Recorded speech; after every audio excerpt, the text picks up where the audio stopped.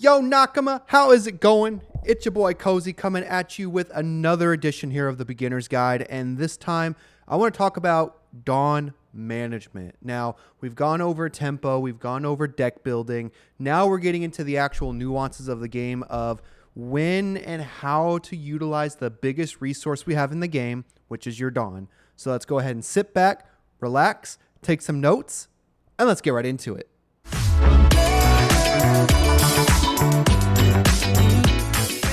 What exactly is Dawn? Well, Dawn is your main resource of the game. You get 10 of them through the entire game, and what you want to do is use it to its fullest extent. You can do two things with Dawn.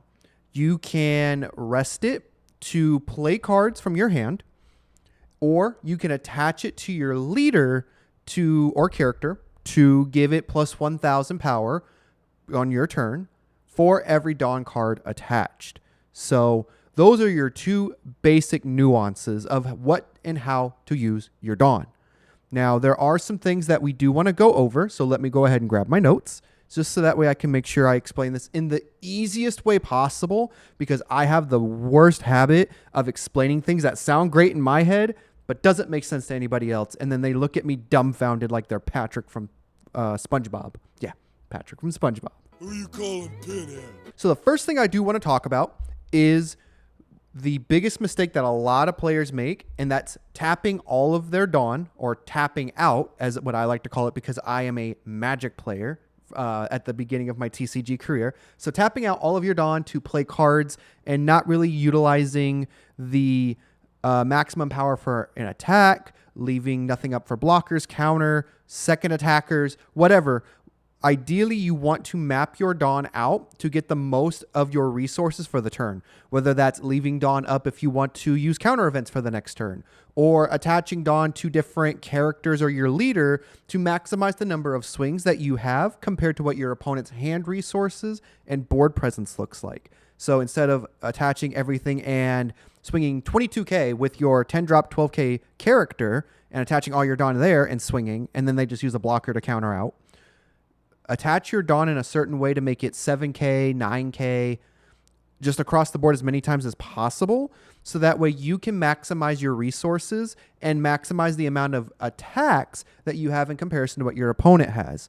Or resting your Dawn to play a character that may save you for the turn, give you some buffs, gives you some benefits, and leaving some back to hold on to some counter events you may have in your hand, so on and so forth. Just a proper balance.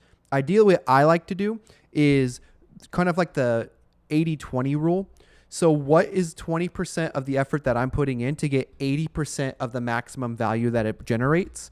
What I like to view is first looking at board state. Do I have enough to either A, remove something from my opponent's board, B, remove enough life cards to put my opponent in a bad position on their turn, or C, having the resources to defensively save myself and set up for lethal next turn.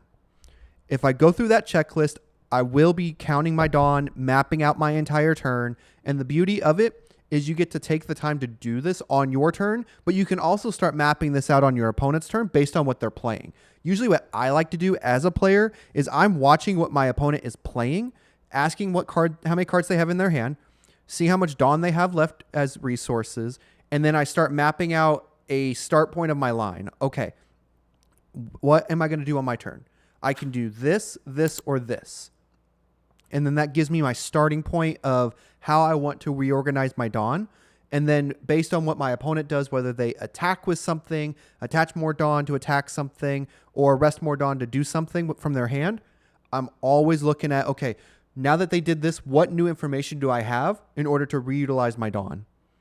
So some other benefits to this Dawn management system is you want to make sure that you are ahead of your opponent. Just like we talked about with tempo, just like we talked about with hand management and hand resources, Dawn is the exact same way. You both get 10 and no more, no less. Now, there is another thing that I did not mention you do one of two things. which is the Dawn minus archetypes, which generally are going to be like purple, yellow, Rosinante. It's going to be purple Sengoku. It's going to be Kaido, as an example from OP17.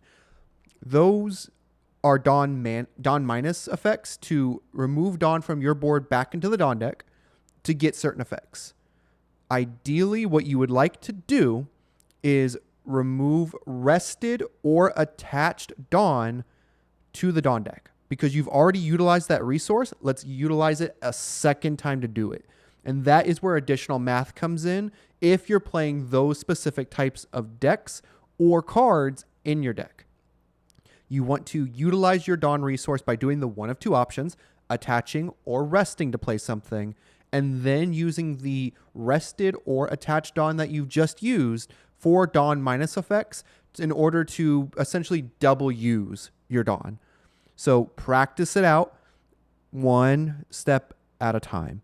Okay, I'm going to attach 2 Dawn to my leader and attack.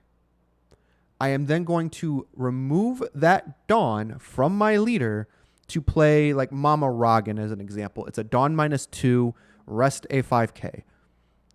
Perfect. So we've utilized the Dawn for a 7k swing, forcing either a life, 2 cards in hand, or a blocker. Then we can Mama Ragen those 2 Dawn to rest another blocker potentially, or a 5,000 power or lower character that's a problem on the board to then attack into it as we go into the next part of our turn. So Dawn minus effects are great and utilized very well if you can handle how and when to remove attached or rested Dawn.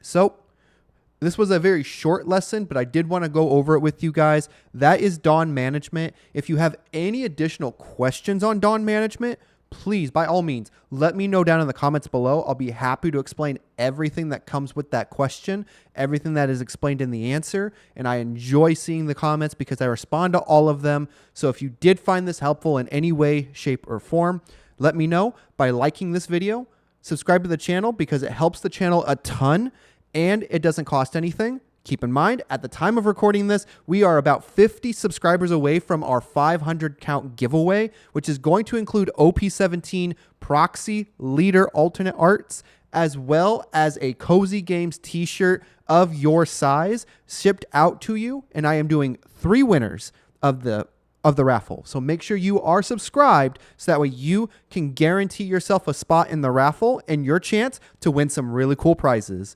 But other than that, it's been your boy Cozy, and I hope you enjoy the rest of your day.